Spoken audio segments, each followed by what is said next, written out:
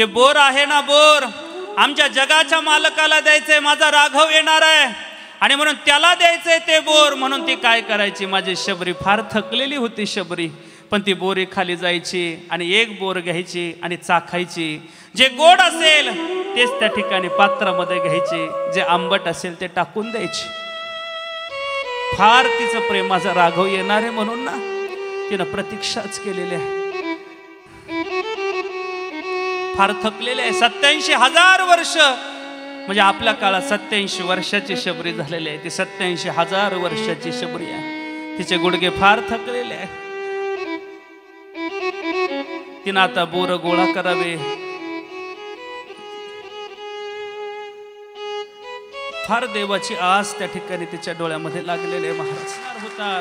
आणि राम प्रभू आणि लखन वही आता त्या ठिकाणी येत आहे. जब मेरे राम जी का वन होगा, शबरी के कुटिया का पावन होगा.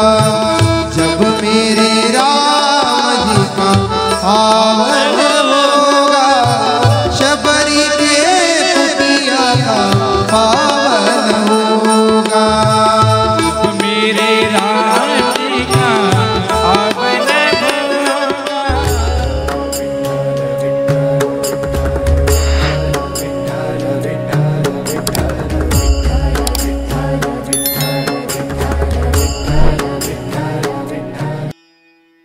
शबरीचं पात्र आहे, फार गोड आहे. रामायणामध्ये सगळ्यात त्या ठिकाणी गोड पात्र शबरी पात्र आहे. फार आवडीचं पात्र आहे. तिनं त्या भगवंता करता प्रतीक्षाच केलेली आहे, म्हणून तिचं नावच प्रतीक्षा पात्र पडलं महाराज. प्रतीक्षा पात्र पडलं. काय झालं, त्या भिल्ल समाजाचा जो राजा आहे त्याचं नाव शबर आहे आणि त्याची मुलगी आहे, तिचं नाव शबरी आहे. त्या शबरीचा विवाह ठरला आणि विवाह ठरल्यानंतर त्या शबरीचा विवाह ठरल्यानंतर त्या समाजामध्ये आहे ना, विवाह करता त्या वडिलांना आपल्या मुलीचा विवाह आहे म्हणून सगळी तयारी चालू केली. बापाला किती धावपळ असते मुलीच्या लग्नात, फार धावपळ बाप करायला लागला. बापानं त्या ठिकाणी घराला तोरण बांधण्याचंच काम चालू केलं. आपले पाहुणे मंडळ येणार आहेत त्याकरता त्यानं काय केलं, एक बकरांची दावण बांधली. बकरांची दावण कळते ना, कळते आता जत्राला कळ ना आपल्याला. बकराची दावण बांधली आणि बकराची दावण बांधली आणि काही बाटल्या वगैरे असतील काय असेल ते मदिरा त्या ठिकाणी त्यानं आणली. आणि सहज त्या शबरीनं आपल्या आईला विचारावं, आई हे काय चाललंय का, कशा करता चाललंय आणि कशा करता चाललंय म्हटल्यानंतर त्या आईनं सांगावं, बाळ तुझं लग्न आहे, त्या लग्नाची सगळी तयारी आहे. आई मग लग्नाची तयारी, पण ती बकरं का, ती त्या ठिकाणी मदिरा का. बाळ आपल्या समाजामध्ये आहे ना, जी पाहुणे मंडळ येत आहे त्यांच्या भोजनाची ती व्यवस्था आहे. शबरी अगदी लहान आहे, 7 वर्षाची ती शबरी आहे. त्या शबरीच्या मनावरती काय बिंबलं काही माहित नाही. ती विचार करायला लागली, आई ए आई बाबांना सांग ना गाई, मी लग्नाला तयार होईन, पण बाबाला एक सांग ना आई, त्या बकरांना सोडून दे गाई. काय ती गोंडच बकरं दिसत आहे.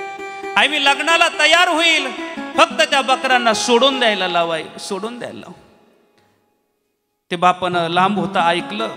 बाप त्या ठिकाणी शबर राजा आला आणि शबरीच्या खाडकन थोबाडात ठेवून दिली. शबरी अगं आपली परंपरा आहे, आपल्याकडे येणारे पाहुणे मंडळी काय उपवासी जातील काय, त्यांच्या भोजनाची ती व्यवस्था आहे, तुम्ही अजून ऐका. मला वाटतंय त्या एवढ्या शबरीनं त्या बकरांमध्ये देव पाहिला असेल आणि म्हणूनच ती त्या ठिकाणी ते कापण्याकरता ती विरोध करत असेल. म्हणजे एवढ्या लहान वयामध्ये तिनं त्या बकरांमध्ये देव पाहावा, यात नवल नाही. ऐकून ठेवा, आमची संत परंपरा अशी आहे महाराज, ती सगळ्यांमध्ये देवच पाहते, सगळ्यांमध्ये देव पाहते. ऐका ना, आमच्या नाथबाबाने त्या गाढवामध्ये देव पाहावा, आमच्या नामदेव महाराजांनी त्या कुत्र्यामध्ये देव पाहावा. नामा घेऊन तुपाची वाटी, नामा लागे श्वाना पाठी, तुप घेगा जग जेठी, कोरड्या रोट्या का खासी. देवा कोरड्या रोट्या खाऊ नका, तुमचं पोट दुखेल. तुम्ही गावरान तूप लावा, ते काही साधारण नाही. मग पतंजली का देसी घी असू द्या, आता ते लावून तर खा, पोट दुखेल देवा तुमचं. पोट दुखेल म्हटल्यानंतर देव हसून बोलले, नाम्या तुला कसं कळले रे. तव श्वान हसून बोले, नाम्या तुझं कैसे रे कळले. नामदेव महाराजांनी दिलेलं उत्तर फार गोडे. एरू म्हणे मज खेच रूप देशिले सर्वाभूती विठ्ठल. म्हणजे आमचे संत सर्व ठिकाणी देव पाहताय. एवढंच काय, या झाडांमध्ये सुद्धा देव पाहताय. त्यांना सोयरे म्हणताय. तुकोबरायने वृक्षवल्ली आम्हा सोयरे वनचरे. सगळ्यांना. आणि यापुढे ज्ञानोबरांनी सांगावं, जे जे भेटेल त्याला देवच मानावं.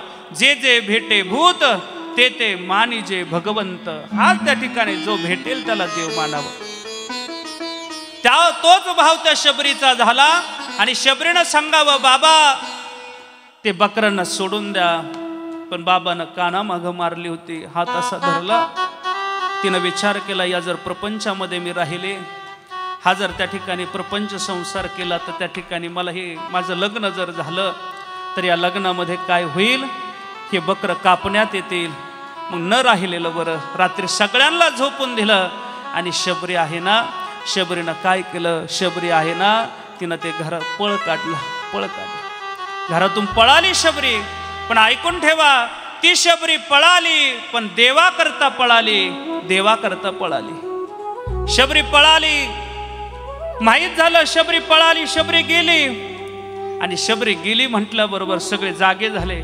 जुन्या काळी सरपंच साहेब टेंबे पेटायचे. टेंबे ते वरात असेल तर त्याला कडाने टेंबे राहायचे. ते आता ज्ञात असेल, ते आम्ही पाहिले म्हणून आम्हाला माहिती आहे. ते टेंबे पेटवले. आणि शबरीच्या शोधा करता सगळा परिवार तिच्या पाठीमागे निघाला. कुठे गेली असेल शोधायला लागला. आणि शबरीला चाहूल लागली, अरे माझ्या पाठीमागं माझ्या घरची लागलेली आहे. जर यांनी पकडलं माझं लग्न लावतील, मला प्रपंचाला लावतील. त्यापेक्षा आता लपलं पाहिजे.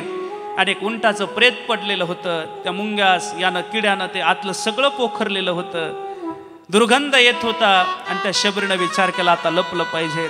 शबरी त्या उंटाच्या प्रेतामध्ये लपून बसली. पहा बरं, तिला माहिती होतं जर घरच्यांना नेलं तर परमार्थाला विरोध होईल. कारण पहिला विरोध हा परमार्थाला घरच्यांचाच असतो. काकड्यामध्ये सांगताय, धनदारा पुत्रजन बंधू सोयरे पिशून सर्व मिथ्या हे जाणून शरण रिघा देवासी. देवाकडे जायचंय, मग सर्वस्वाचा त्याग करावा लागेल. आणि मग त्या ठिकाणी वसंतभाऊ देव आपल्याला प्राप्त होईल. तसा होईल का? नाही होणार. मग सर्वस्वाचा त्याग तिनं विचार केला, लपली. घरचे मंडळी शोधत शोधत येत आहेत. आणि शोधत शोधत पुढे पुढे येत असताना आणि पुढे पुढे येत असताना आहे ना, त्यांना बराच रात्रभर त्या ठिकाणी शोधताय. पण शबरी काही सापडत नाही. निराश होत आहेत आणि पाठीमागे निघून जात आहे. त्यांना वाटलं सोपान बाबा आता शबरीला एखाद्या व्याघ्र प्राण्यानं खाऊन टाकलं असेल, आता चला. आणि मग आता पुन्हा सगळे त्या ठिकाणी मागे जात आहे. मागे गेल्यानंतर सकाळी शबरीनं उठावं. आणि सकाळी शबरी उठल्याबरोबर त्या ठिकाणी पुढे पुढे जाते. आणि पुढे गेल्यानंतर तिला एक आश्रम दृष्टीस पडतोय. त्या आश्रमामध्ये साक्षात मातंग ऋषी राहत होते. मातंग ऋषींचा आश्रम आहे. तिला वाटलं आता जीवनामध्ये जर आपल्याला जर देवाचीच प्राप्ती करायची असेल तर या साधूची शरणागती आपल्याला स्वीकारावी लागेल. तुम्ही ऐकताय ना, देव तसा नाही प्राप्त होत. नाथबाबा सांगताय, देवाची प्राप्ती व्हायची असेल तर तुम्हाला अगोदर कुठं जावं लागेल? संताकडे जावं लागेल. कारण संताशिवाय ती प्राप्ती आपल्या जीवनामध्ये प्राप्त होणार नाही. हरी प्राप्तीसी उपाव. मग काय करावं लागेल? धरावे संताचे ते पाय. पाय पकडावे लागतील संताचे. आणि म्हणून अजून ऐका, त्या ज्ञान प्राप्त व्हावं जर असं वाटत असेल, तेही प्राप्त व्हावं असं वाटत असेल तर संताकडे गेल्याशिवाय पर्याय नाही. काय संतन के संग लाग रे तेरी अच्छी बनेगी. संतन के संग लाग रे तेरी अच्छी बनेगी. संतन के संग लाग रे तेरी अच्छी बनेगी. संतन के संग लाग रे तेरी अच्छी बनेगी. ओ अच्छी बनेगी तेरी बिगड़ी बनेगी. अच्छी बनेगी तेरी बिगड़ी बनेगी. अच्छी बनेगी तेरी बिगड़ी बनेगी. अच्छी बनेगी तेरी बिगड़ी बनेगी. ओ रामचरणा अनुराग रे रामचरणा अनुराग रे तेरी अच्छी बनेगी. संतन के संग लाग रे तेरी अच्छी बनेगी।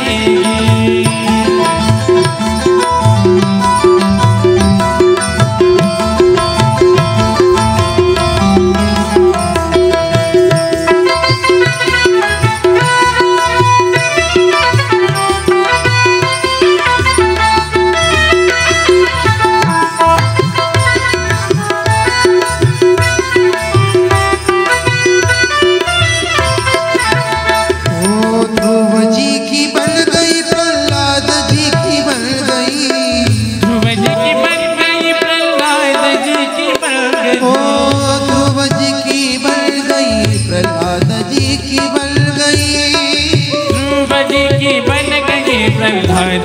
की बन गई। हरि कीर्तन में लाग रे, जय हो।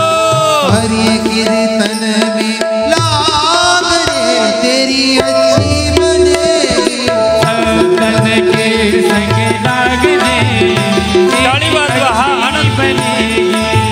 संतन के संग लाग रे अच्छी बनेगी।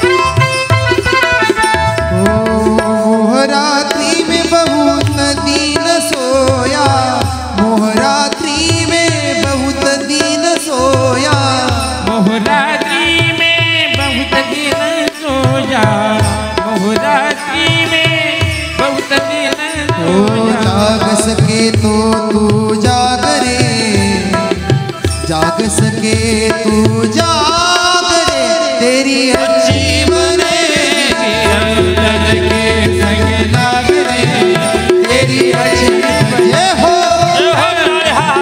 संग लाग रे अच्छी बनेगी। ओ अच्छी बनेगी तेरी बिगड़ी खुलेगी। अच्छी बनेगी तेरी अच्छी बनेगी।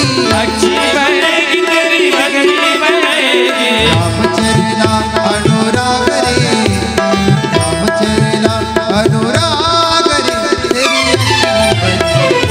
संतन के संग लाग रे तेरी अच्छी बनेगी। संतन के संग लाग रे तेरी अच्छी बनेगी। संतन के संग लाग रे तेरी अच्छी बनेगी। चरना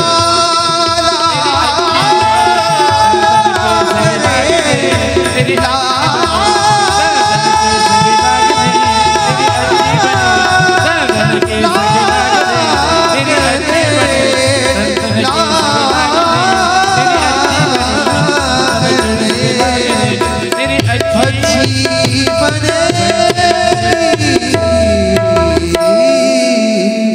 टाळी वाजलीच पाहिजे। वा जरी बघ थांब थांब काय गोड प्रमाण दिलंय। ऐका ऐका इकडे इकडे संताच्या संगतीमध्ये गेलं तर चांगलंच होणार आहे हाच विषय आहे फार। तो ध्रुवबाळ त्या ठिकाणी संताच्या संगतीमध्ये म्हणजे नाम नारदाच्या संगतीमध्ये गेला तर देवच प्राप्ती झाली म्हणजे चांगलंच झालं हो। म्हणजे संताच्या संगतीमध्ये गेलं तर जीवनाचं कल्याण आहे। अजून ऐकून ठेवा, अजून ऐकताय तुम्ही, ऐकताय ना तुम्ही, ऐकताय ना, ऐका ऐका फार गोड आहे पहा। संताच्या जीवनामध्ये संताच्या संगतीमध्ये आपण त्या ठिकाणी कसंही गेलो, तुम्ही ऐकताय ना, संताच्या संगतीमध्ये आपण कसंही गेलो तरी आपला उद्धारच होणार आहे एवढं लक्षात ठेवा। संताला मारण्याच्या हेतूनेही जा तरी आपला उद्धारच आहे आणि संताकडे शरणागती म्हणून जा तरी संत आपला उद्धारच करणार आहे। फार फार गोड आहे पहा। मी अशा अनेक तुम्हाला उदाहरणं देऊ शकेल पण वेळ कमी आहे।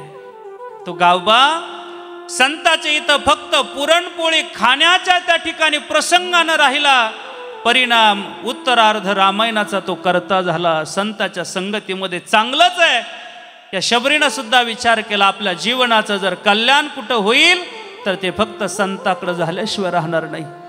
आणि मग आता त्या काळी स्त्रियांना परमार्थामध्ये प्रवेश नव्हता, काय करावं? तिने विचार केला, आता साधूची मनोभावे सेवा करायची. आपल्या ज्ञानोबरांनी फार गोड सांगावं ना, तनु मनो जीवे, त्याच्यामध्ये मन ही शब्द आहे, मनानेही सेवा करता येते. आणि मग आता ती सेवा करायला लागली. सेवा कशी करावी? साधू आहेत ना, साधूंच्या पर्णकुटीपासून सरोवरापर्यंत आता तिनं काय करावं? रात्री उठावं. पहावर साधू ब्रह्ममुहूर्तावरती मातंग ऋषी उठायचे, मध्ये 3:30ला ब्रह्ममुहूर्त चालू होतो. आपल्याला ब्रह्ममुहूर्त माहिती आहे ना, आपल्या खेडेगावात तरी माहिती असेल. बरं, कावला काय कोंबडा आरवला म्हणजे आपण उठत असाल, इकडे तरी बरं आहे, पण सिटी भागामध्ये आमच्याकडे 9 वाजता ब्रह्ममुहूर्त असतो. बरोबर ना दळवी सर? बरोबर आहे का आपलं? म्हणजे आमच्याकडे 9 वाजता उठतात, इकडं अवघड आहे. आणि म्हणून त्या ठिकाणी ब्रह्ममुहूर्तावर 3:30ला उठायचं साधूंचं, आणि मग सरोवरावरती स्नाना करता जायचं. त्या शबरीनं किती अगोदर उठत असेल, आणि ती काय झाडून साफ करत नव्हती. तो मार्ग आहे ना, हाताने साफ करायची. का बरं? त्याचं कारण होतं, तिला माहिती होतं साधू येथून काय करतात. त्या ठिकाणी त्यांचे चरण कमल या जागेवरून जात आहे. मी झाडून साफ केलं तर त्यांचे चरण कमल काय होतील? निघून जातील. पण माझ्या जर हातानं साफ केलं ना, त्यांच्या चरण कमलाची धूळ नकळत माझ्या हाताला लागेल ना, म्हणून ते हाताने तो रस्ता साफ करायची. फार गोड त्या ठिकाणी भाव आहे. हाताने साफ करायची. अनेक वर्ष केलं, अनेक वर्ष साफ करायची. पुन्हा आपलं एका डेरेदार झाड होतं, त्याच्यात जाऊन बसायची. फार दिवस केलं. आणि एक दिवस जो आहे ना, ते वृद्धापकाळानं तिला चढ उताराला वेळ झाला असेल, आणि एक दिवस तिला उशीर झाला, आणि मातंग ऋषीनं तिला पाहिलं. कोण आहेस? मी भिल्ल समाजाची शबरी आहे. शबरी, कशा करत आली? बाबा, माझ्या उद्धाराकरता मी तुमची सेवा करते. मग हा रस्ता मी साफ करते, रोज करते बाबा, रोज करते. असं काय? त्या ठिकाणी शबरीचं अंतकरण फार निर्मळ होतं महाराज देवा करता. तिला वाटलं साधूच्या चरणाचं मला नाही दर्शन घेता येणार, पण त्या साधूंच्या रजकणाचं का होईना मला रोज दर्शन घडते. हा तिचा भाव होता महाराज. आणि म्हणून त्या ठिकाणी साधूवर माझा उद्धार व्हावा याच करता मी तुमच्या शरणागतीला आले. साधूनं तिचं अंतकरण पाहिलं. पहा बरं, जोपर्यंत आपलं अंतकरण निर्मळ होत नाही, तोपर्यंत आपल्या अंतकरणामध्ये तो भगवान परमात्मा येऊन बसत नाही. आहेच आहे तो, पण त्याचे 2 रूप आहेत. एक सामान्य रूप आहे आणि एक विशेष रूप आहे. तो भगवान परमात्मा जर आपल्या अंतकरणामध्ये विशेषत्वाने बसायचा असेल तर त्या करता आपलं अंतकरण फार निर्मळ करावं लागेल. फार निर्मळ. हे तू का चित्त करारी निर्मळ, तू का चित्त करारी निर्मळ. हो तू कमले चित करारे निर्मळ, तू कमले चित करारे निर्मळ.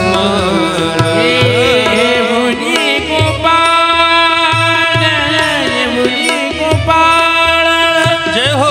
राय दे तू कमल चित्त करारी निर्मळ.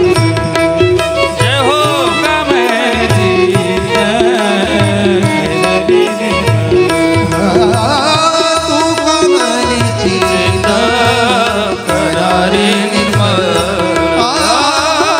कमले चित करारे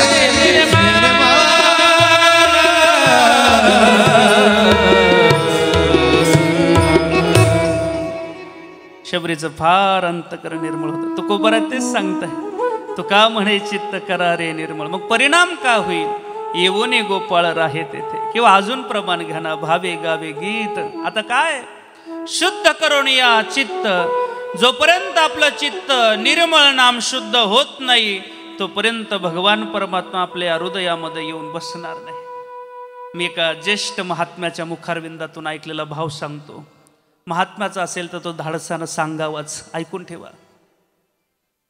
रामदास स्वामी सकाळी उठले आणि सकाळी उठल्यानंतर भिक्षा मागण्याकरता दारात आले. माई भिक्षावाडा, जय जय रघुवीर समर्थ त्यांनी म्हणावं. आणि स्वामी महाराजांकरता एका माईनं एका पात्रामध्ये भिक्षा आणावी, त्या कमंडलूमध्ये टाकावी. टाकल्यानंतर स्वामी महाराज फार प्रसन्न झाले, फार प्रसन्न झाले. स्वामी महाराज म्हणले, माई माग तुला काय मागायचंय, मी तुझ्यावरती फार प्रसन्न आहे, माग तुला काय मागायचे. म्हटल्यानंतर त्या माईनं विचार केला, प्रपंचातलं मागितलं तर हे काय मिथ्या स्वरूप आहे. स्वामी महाराज, तुम्हाला रामप्रभूचा साक्षात्कार झालेला हे मला माहिती आहे, मला प्रपंचातलं न देता मला तुम्ही रामप्रभूचा साक्षात्कार नाम दर्शन घडून द्या. स्वामी महाराजांच्या अंगावरती रोमांच उभे राहिले. बापरे, काय सामान्य त्या ठिकाणी गृहस्थ जीवनामधील ही माई आहे, पण मागणी काय अलौकिक आहे. एखाद्या महाराजाला जरी देव प्रसन्न झाला तर ही मागणी नाही त्याच्याकडून येणार, नाही येणार, महाराज नाही येऊ शकेल. काय कोणी असेल आपलं सर्वसामान्य, काय अलौकिक सामर्थ्य आहे. आणि सामर्थ्य म्हणून माई तुला उद्या याच वेळेला मी तुला देवाचं दर्शन घडून देतो. स्वामी महाराजांनी 5 घरं भिक्षा मागितले, आपल्या आश्रमामध्ये गेले, भोजन वगैरे झालं. आणि दुसऱ्या दिवशी ते रात्री विश्रांती, दुसऱ्या दिवशी त्या मार्गाने येत असताना त्या कमंडलोमध्ये रविभाऊ कचरा टाकला, कचरा, आणि पुन्हा त्या दारामध्ये आले. माई भिक्षावाडा, माई भिक्षावाडा म्हटल्यानंतर तिला माहिती होतं आज स्वामी महाराज मला देवाचं दर्शन देणार आहे, सोमनाथ महाराज, आणि देवाचं दर्शन देणार आहेत असं म्हटल्याबरोबर तिला वाटलं आता स्वामी महाराजांकरता आवडीचा पदार्थ करावा. आणि म्हणून तिनं तांदळाची खीर बनवली होती, ती वाटीमध्ये घेतली, दारात आली. स्वामी महाराज, तुमच्याकरता आवडीची खीर बनवली आहे, तुमचं कमंडलू द्या, मी त्याच्यामध्ये टाकते. स्वामी महाराजांनी आपलं कमंडलू दिलं. तिला ते जड वाटलं म्हणून आत डोकावली. स्वामी महाराज, याच्यामध्ये फार कचरा आहे, मी काय करते, हा कचरा साफ करते आणि मग त्याच्यामध्ये खीर टाकते. आता स्वामी महाराजांना दिलेलं उत्तर बारीक आहे का रमेश भाऊ. स्वामी महाराज सांगतात, माई जर सामान्य खीर टाकण्याकरता जर पात्र स्वच्छ लागत असेल तर जगाचा मालक आपल्या हृदयामध्ये बसवायचा आहे, त्याकरता हृदय किती निर्मळ आणि स्वच्छ लागेल तुम्हाला कळालं असेल तर ऐका. मला वाटतं आपलं निर्मळ अंतःकरण फार निर्मळ लागेल. माझ्या निर्मल मन जन सुमोहि पावा, निर्मल मन जन सुमोहि पावा, निर्मल मन जन सुमोहि पावा, निर्मल मन जन सुमोहि पावा.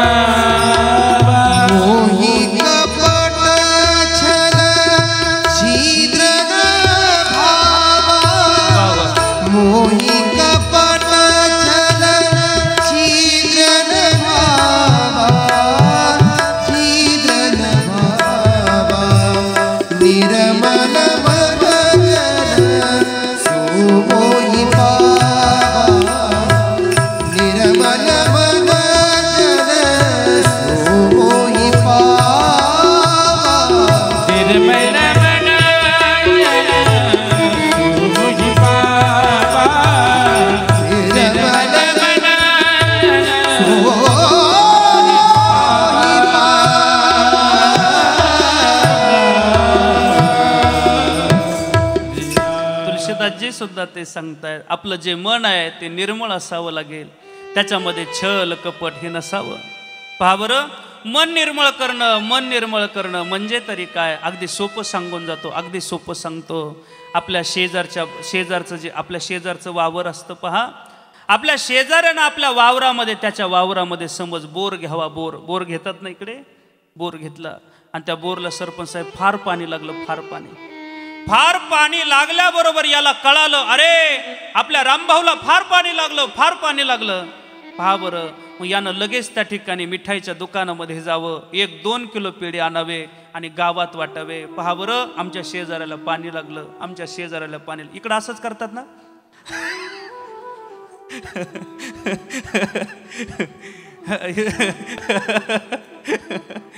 म्हणजे सारखंच आहे, तुमनं नामनं काहीच फरक नाही. इकडं तसंच आहे. म्हणजे शेजारच्याला बोरला पाणी लागलं रे लागलं, तो लगेच विचारतो कोणता पानाडी होता रे, तो तो पानाडी त्याला फोन करतो आणि त्याला सांगतो माझ्या वावरात पहा 30 शिर शोधव. त्या शिरेवर बोर घ्यायला लावतो. याचं कसं वाटोळं होईल एवढाच विचार. आता मला खरं सांगा, याला मन निर्मळ म्हणतात का? अहो, मन निर्मळ म्हणजे त्याला पाणी लागलं का आपल्याला आनंद होणं, त्यानं दुसरी बिल्डिंग बांधायला घेतलं का मग आपल्याला आनंद होणं, त्यानं गाडी घेतली का आनंद होणं, हे मन निर्मळ आहे, वेगळं काही नाही. एखादा वर जाण्याकरता लागला का आपल्यालाही आनंद होणं, यालाच मन निर्मळ म्हणतात, दुसरं काही नाही हो. पण हे याला फार फार कठीण आहे. हे मला नाही वाटत हे फार कठीण आहे. हे होण्याकरता याच करता रामकथा आहे. आपल्याला मन निर्मळ करायचं आहे, याच्यातून आपल्याला सगळ्यांकरता प्रेम व्यक्त करायचं आहे. एकमेकाच्या अंतकरणामध्ये तो देव आहे, याच करता त्या ठिकाणी तोही देव, तोही त्या ठिकाणी माझाच आत्मा आहे, हा भाव ठेवायचा आहे. आणि तो जर त्याला दुःख झालं का आपल्याला दुःख झालं पाहिजे, आणि तो आनंदी झाला का आपल्याला आनंद झाला पाहिजे. याला मन निर्मळ म्हणताय. माझ्या शबरीचं फार मन निर्मळ होतं. आणि मातंग ऋषीने एक दिवस शबरीला बोलवलं आणि सांगितलं, शबरी ऐक ना ग शबरी, तुला मी आत्ता सांगून जातो, जगाचा मालक आहे ना, तुला एक दिवस भेट देण्याकरता येणार आहे शबरी. असं म्हटल्याबरोबर मातंग ऋषीनं त्या ठिकाणी आपला देह ठेवला. आणि मग आता ऐका, त्या शबरीनं आता त्या ठिकाणी प्रपंच नाही थाटला. त्या शबरीनं आता फक्त देवाची वाट पाहिली. आता ती शबरी आहे ना, रोज त्या ठिकाणी आता फुलं गोळा कर. फक्त शबरी येऊ द्या. शबरी आहे ना, शबरी रोज त्या ठिकाणी काय करते, ऐका ऐका, ती शबरी आहे ना, जे त्या ठिकाणी फळं आहेत, जे फुलं आहेत, ते गोळा करण्याकरता जाते. आता एक दिवस शबरी आहे ना, अशीच त्या ठिकाणी फुलं, त्या ठिकाणी फळं गोळा करण्याकरता गेली होती. फळं गोळा करण्याकरता, आणि बोराचा सीजन होता महाराज, आणि तिनं त्या ठिकाणी बोर त्या ठिकाणी घेऊन येत होती. ते बोर आहे ना, बोर आमच्या जगाच्या मालकाला द्यायचंय, माझा राघव येणार आहे आणि म्हणून त्याला द्यायचंय ते बोर. म्हणून ती काय करायची, माझी शबरी फार थकलेली होती शबरी, पण ती बोरी खाली जायची आणि एक बोर घ्यायची आणि चाखायची. जे गोड असेल तेच त्या ठिकाणी पात्रामध्ये घ्यायचे, जे आंबट असेल ते टाकून द्यायचे. फार तिचं प्रेम, माझा राघव येणार आहे म्हणून ना तिनं प्रतीक्षाच केलेली आहे.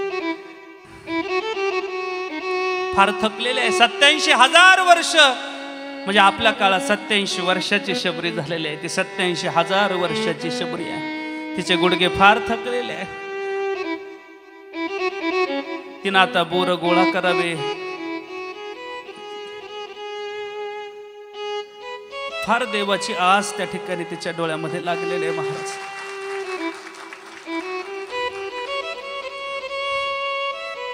माझा देव येईल, माझा राघव येईल.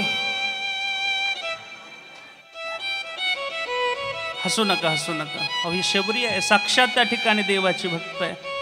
तिनं काही साधारण नाही, 87,000 वर्ष प्रतीक्षा केलेली आहे. शबरीनं एक दिवस त्या ठिकाणी फुलं त्या ठिकाणी आणावे. रोज तिचा नित्य नेम आहे, फुलं गोळा करावे आणि मार्गावरून त्या ठिकाणी बऱ्याच दूरपर्यंत, त्या पर्णकुटीपर्यंत रोज फुलं टाकावे. माझा राघव येईल आणि या फुलं त्याच्या स्वागताकरता रोज टाकावे. महाराज रोज टाकते, फार प्रतीक्षा करते. कोणीतरी यावं, चेष्टा करावी, कसा राघव येईल काही सांगताय कोणी. तिचा त्या ठिकाणी पूर्ण विश्वास होता आणि रोज त्या ठिकाणी देवाच्या प्रतीक्षेमध्ये तिनं रोज त्या ठिकाणी रोज फुलं मांडावी. माझा देव येईल, माझा राघव येईल. आणि रामप्रभू आहेत ना, आता त्या दिशेनं त्या ठिकाणी निघाले होते. आणि रामप्रभू निघाले असताना आता रामप्रभू आणि लक्ष्मण भैया सीतेचा शोध घेण्याकरता सीते सीते सीते म्हणून त्या ठिकाणी पुढे पुढे जात आहे. सीते सीते म्हणत त्या ठिकाणी पुढे पुढे जात असताना त्यांना स्मरण होते, आता इथे जवळ आलोत आपण, आता काय करू, आता आपण शबरीला भेटण्याकरता जाऊ. आणि शबरीनं त्या ठिकाणी फुलं घेतलेच होते, मार्गामध्ये टाकत होती. ती शबरी आपल्या प्रभूंचं स्वागत करत होती. देव माझे येते, माझा राघव येईल, माझा राघव येईल, एक ना एक दिवस माझ्या गुरुचा शब्द खराच होईल, एवढा विश्वास तिच्या अंतकरणामध्ये होता. आणि तो आज त्या ठिकाणी विश्वास परिपूर्णतेकडे जाणार होता. आणि राम प्रभू आणि लखन वही आता त्या ठिकाणी येत आहे. जब मेरे राम जी का वन होगा, शबरी के कुटिया का पावन होगा. जब मेरे राम जी का पावन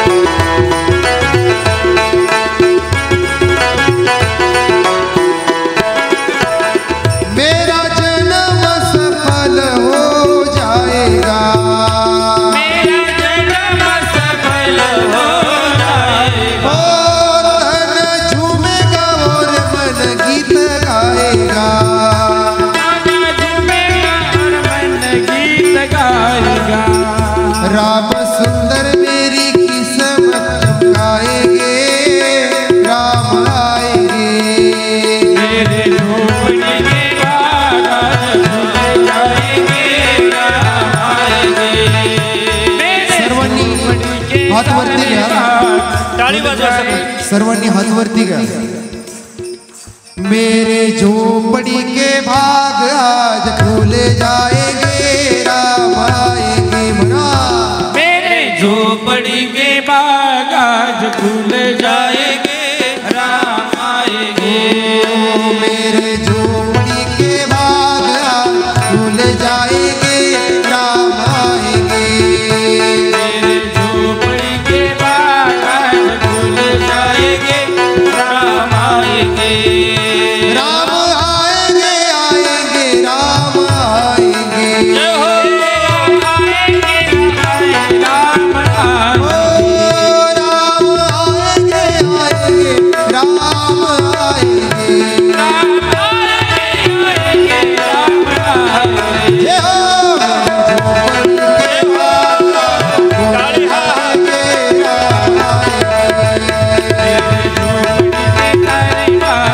श्री राम. राजा राम राम राम सीता राम राम राम, राजा राम राम राम सीता राम राम भजन करा.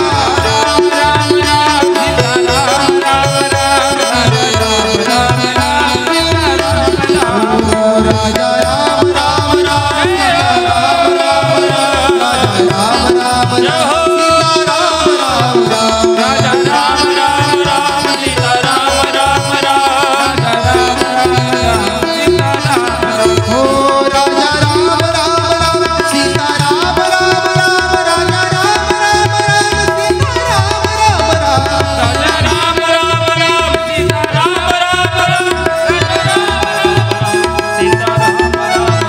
राजा राम राम राम सीता राम राम राम, राजा राम राम राम सीता राम राम राम.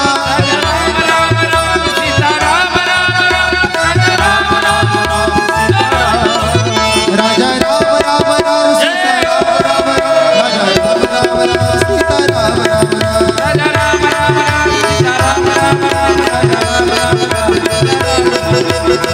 राम सीता राम राम राम, राम राम राम सीता राम राम.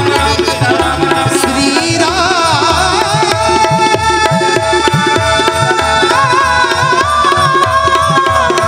श्री राम श्री राम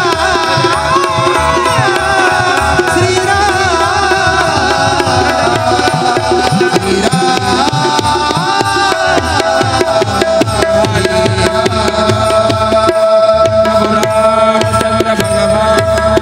मेरे झोपड़ी के भाग आज खुल जाएंगे, राम आएंगे।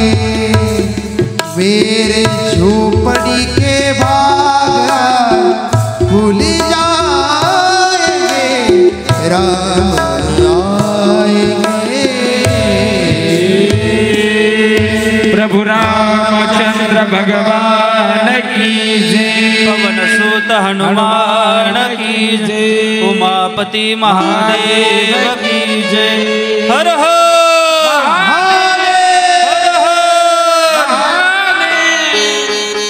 आवाज कमीच येतोय. हर हर हर हर. बाबा.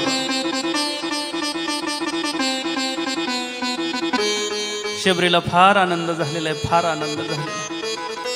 तिनं रामप्रभूला पाहिलं आणि राघवाला विचारलं कोण आहात, आणि सांगितलं दशरथ नंदन कौशल्यानंदन मी राम आहे.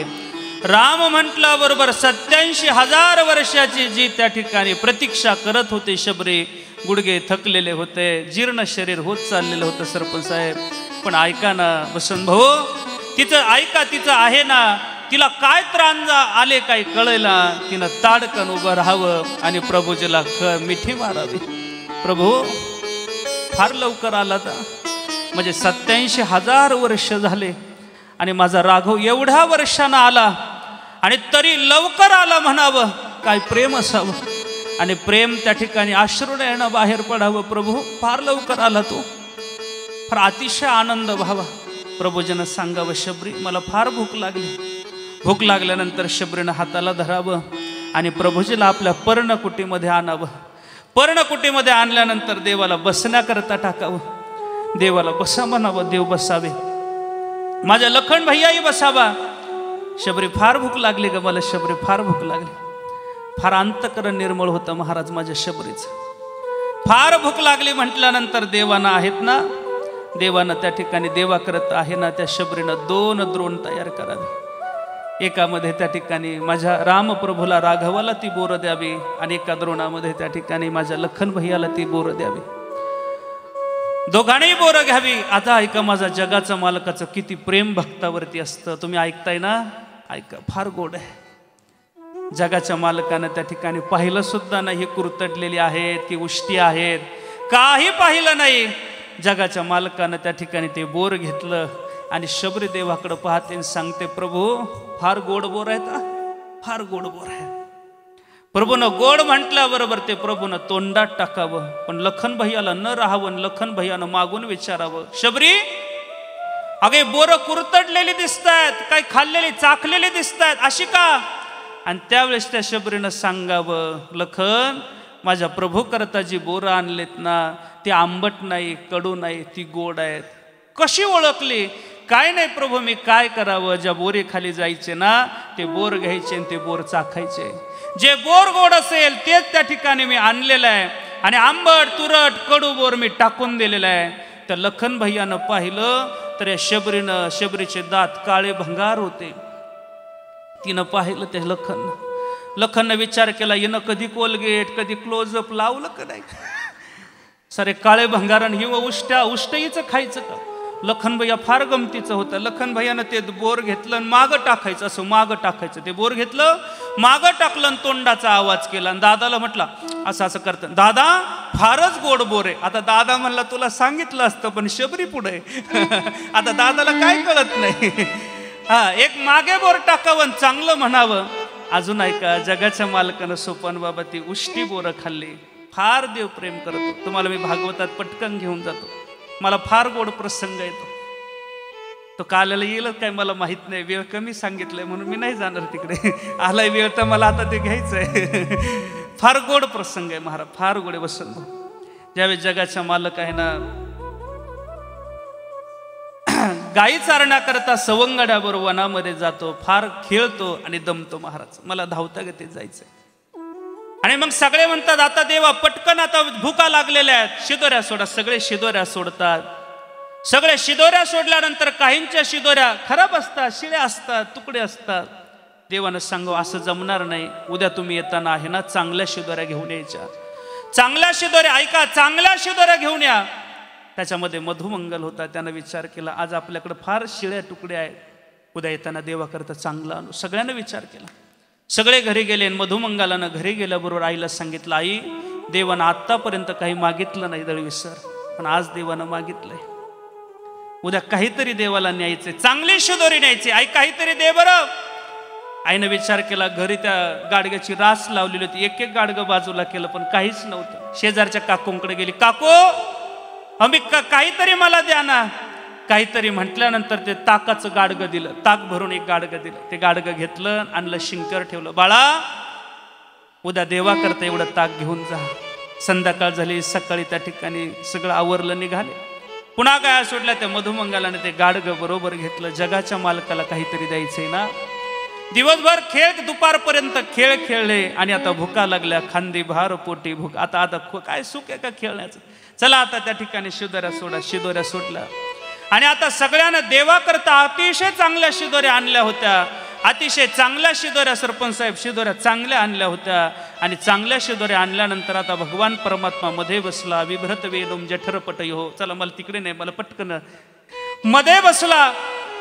पण या मधुमंगलाचं जे ताकाचं गाडगं होतं त्यानं मागं लपवलं. त्याला वाटलं बाकीच्या शिदोऱ्याला काय शिरे देव देतोय ते पाहून मग आपलं त्या ठिकाणी खोल. मग एकानं बोबड्यानं त्या ठिकाणी, देवा मी तुझ्या करता गुलाबजांबू आणले, चाखून पहा कस काय. देव त्या गुलाबजांबू पशी गेला. अमोल बाबा त्यानं गुलाबजांबू तोंडात टाकला. आता देव काय शिरा देतोय. सगळ्या गोपाळांचे डोळे उंचवलेले होते, कान ऐकायला आतुर झालेले होते. आणि मग त्या ठिकाणी देवा कस काय गुलाबजांबू, देवानं चांगलं म्हणायचं ढगे साहेब. देव म्हटलं बरं आहे, तोंड वाकडं केलं बरं आहे. त्या मधुमंगलानं विचार केला, जर गुलाबजांबूला बरा म्हणत असेल तर माझ्या ताकाला काय म्हणेल. पुढच्यानं त्या ठिकाणी जिलेबी दिली. देवा जिलेबी खा, देवा जिलेबी खा म्हटल्यानंतर ते देवानं जिलेबी घेतली. आता देवा कस काय जिलेबी. आता देवानं चांगला शिरा द्यायचा ना. देवानं तोंड वाकडं केलं. ठीक आहे, तो बरा आहे, ठीक आहे, असे शेरे देत होता. मधुमंगलानं विचार केला, जर चांगल्या पदार्थाला असे शेरे देतोय तर माझ्या ताकाला काय. मधुमंगलानं देवाला तिकडेच नादी लावलं. आणि मग आता आहे ना, मधुमंगल गपचिप एका झाडाच्या मागे गेला. त्या ताकावरलं, त्या गाडग्यावरलं काय केलं, त्यानं ते गाडग्यावरलं जे ते पान बांधले होते ते बाजूला केले. आणि आईचं स्मरण केलं. आई, अगं तू देवा करता दिलं होतं, पण देव जर गुलाबजांबूला बरा म्हणत असेल, जिलेबीला ठीक म्हणत असेल, तर आई त्या देवाला हे ताक कसं आवडेल का आई. आणि म्हणून आई, मी त्या देवाला न देता मीच पितो ग. स्मरण करावं, देवाचंही स्मरण करावं. देवा, तू जर एवढ्याला चांगल्या पदार्थाला जर ठीक म्हणत असेल, बरा म्हणत असेल, तर मी पिऊन घेतो. आणि मग पिऊन घेतो म्हटल्यानंतर त्यानं काय करावं, एक एक घोट प्यायला चालू करावा. एक एक घोट प्यायला चालू करावं. आणि देवाला कळावं माझा मधुमंगल गेलाय. देवानं विचारावं, कुठे गेलाय ते मधुमंगल. त्या झाडाच्या पाठीमागं काही सवंगड्यानं पाहिलं होतं. त्या झाडाच्या पाठीमागे देव पळत त्या मधुमंगलाच्या पुढे आले. पण ऐका, मधुमंगलानं ते गाडग्यातलं सगळं ताक पिलं. आणि शेवटचा घोट कंठाच्या खाली उतरणार फक्त तोंडातच गेला होता. आणि देव लगेच हजर झाले. त्यानं त्या घोटाची तशीच गुळणी तोंडात धरली. आणि देव रागावले, ए मधुमंगला, मी तिकडे वाट पाहतोय. आईनं माझ्या करता दिलेलं ताक होतं आणि तू एकटाच पिला, मला का दिलं नाही. रागावलेला देव आहे. एवढा रागावलेला मधुमंगलानं कधी पाहिला नव्हता. तो रागावून बोलत होता, का रे, माझ्या करता दिलं होतं आणि तूच का पिला. फार रागवलेला भगवान परमात्मा होता. पण त्या मधुमंगलाचा अंतकरणातला भाव त्या ठिकाणी त्याला बोलता येईना. त्याच्या तोंडामध्ये ताक होतं आणि ताक असल्या कारणानं त्याला बोलता न आल्यामुळं पण त्याचा अंतकरणाचा, त्या चेहऱ्याचा भाव प्रगट होत होता. त्याच्या डोळ्यातून अश्रू बाहेर पडत होते आणि त्याचा चेहरा सांगत होता, देवा, ए देवा, तू ज्यावेळेस त्या ठिकाणी गुलाबजांबू खात होता ना, त्यावेळेस तू बरा म्हणत होता देवा. ज्यावेळेस तू जिलेबी खात होता त्यावेळेस तू ठीक म्हणत होता देवा. मग तू सगळ्याला बरा ठीक म्हणत होता. पण मलाही वाटलं माझ्या ताकाला तू काय शेरा देशील आणि तुला ताक आवडेल का, म्हणून देवा मी पिलो ताक. देवा, मी ताक पिलो रे देवा. फार अंतकरणातला भाव करून तो सांगायला लागला. आणि सांगायला लागल्यानंतर देव त्या ठिकाणी, तो देवाला भाव कळाला आणि देव बोलायला लागला, ए मधुमंगला, माझा एवढा निकृष्ट दर्जाचा भाव आहे का रे, का तू ताक पिला, मला दे ताक. रागावलेला देव आहे. त्याचे होठ फडफड करताय, डोळे लालबुंद झालेले आहेत. मागतोय तो, एवढा श्रीमंत घरचा आहे, पण ताका करताच त्या ठिकाणी रागावलेला पाहतोय. फार भयंकर रागावलेला आहे. दे ताक, दे ताक, त्या मधुमंगलाला बोलतोय. मधुमंगल फार घाबरला महाराज. मधुमंगलाचे अश्रू त्या ठिकाणी फार घळघळ व्हायला लागले. देवा, चुकलं रे, आईनं तुझ्या करता दिलं होतं, पण मला वाटलं तुला ते बाकीचंच एवढं त्या ठिकाणी बरं ठीक वाटत असेल तर माझं ताक काय वाटेल, म्हणून मी पिऊन घेतलं रे देवा. काही कर देवा, चुकलो रे देवा, आता नाही देत. नाही दे, तुझ्या तोंडामध्ये ताक आहे. रागवला देव, फार रागवला. आणि रागवल्यानंतर देवानं त्याच्या पुढे आ केलं. आणि आ केल्यानंतर तो मधुमंगलाला सांगतोय, मार गुळणी माझ्या तोंडामध्ये, मार, सांगतोय ना मार. आता मार म्हटल्यानंतर तो मधुमंगलाच्या आता ओठ फडफड व्हायला लागले. याच्या त्या ठिकाणी घाबरलेला आहे. त्याच्या डोळ्यातून घळघळ अश्रू व्हायला लागले. घाबरला, अंगात सगळं कंप पाहायला लागलं, घाम फुटायला लागला. काय करू रे देवा, अरे माझं उष्ट आहे ते ताक, कसं मी तुला देऊ. फार भयंकर त्या ठिकाणी दुःख व्हायला लागलं. पण देवाचा राग पाहिला आणि थरथरल्या त्या ठिकाणी तोंडानं त्याच्या तोंडामध्ये गुळणी मारली. आणि गुळणी मारल्याबरोबर जगाच्या मालकानं उड्या मारल्या. आता चांगलं आहे, आता लय भारी आहे, सगळ्यात गोड पदार्थ आहे. उड्या मारतोय देव. का बरं, कारण गवळी यांची ताक पिरे, कोण पोरे चांगली. काय ती पोरे चांगली होती का, पण त्यांचं ताक सुद्धा पितो. आता मला पुढे जायचंय. मी म्हणेल तो भगवान परमात्मा ताक पितच नाही, मग त्या ताकातलं प्रेम पितोय.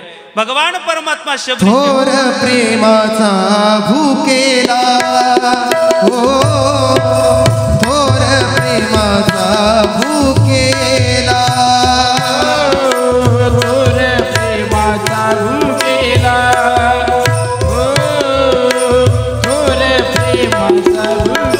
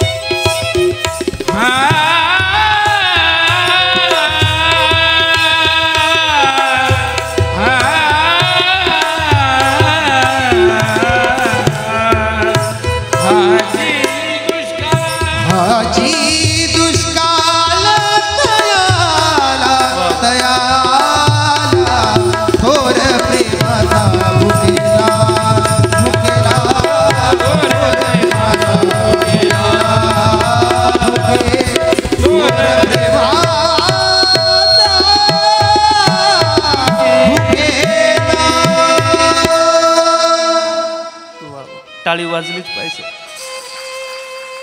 ऐका, भगवान परमात्मा बोर खातच नाही, मग त्या बोरातलं प्रेम खातोय. का बरं? कारण तो थोर प्रेमाचा भुकेला. जगाच्या मालकानं बोरं खावी आणि मग बोरं खाल्ल्यानंतर आता भगवान परमात्मा आहे ना, आता त्या ठिकाणी शबरीला सांगतोय. आता त्या ठिकाणी संवाद फार गोड होत आहे. आता शबरीला 9 प्रकारच्या भक्तीचं त्या ठिकाणी वर्णन करून सांगतोय. श्रवणम कीर्तनम या सगळ्या 9 प्रकारच्या भक्ती त्या ठिकाणी वर्णन करत असताना तुलसीदासजी त्याचं फार गोड वर्णन करत आहे. हो 9 भक्ती कवतो ही पायी, सावधान सुनु धरु मन माही. 9 भक्ती कहु दोहा पाई, सावधान प्रथम भगती संतन कर संगा, प्रथम भगती संतन कर संगा, दुसरी रती मम कथा प्रसंगा. 9 भक्ती कवतो ही पाई, सावधान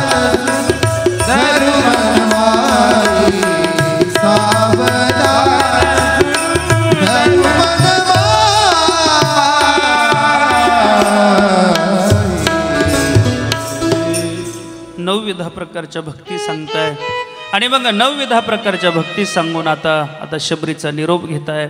शबरीचा आता त्या ठिकाणी शबरी निरोप घेत असताना शबरीचा उद्धारही त्या ठिकाणी जगाच्या मालकानं करावं. आणि मग आता शबरी पुढचा मार्ग आधी सांगते आणि मग शबरीचा काय होतोय? उद्धार होतोय.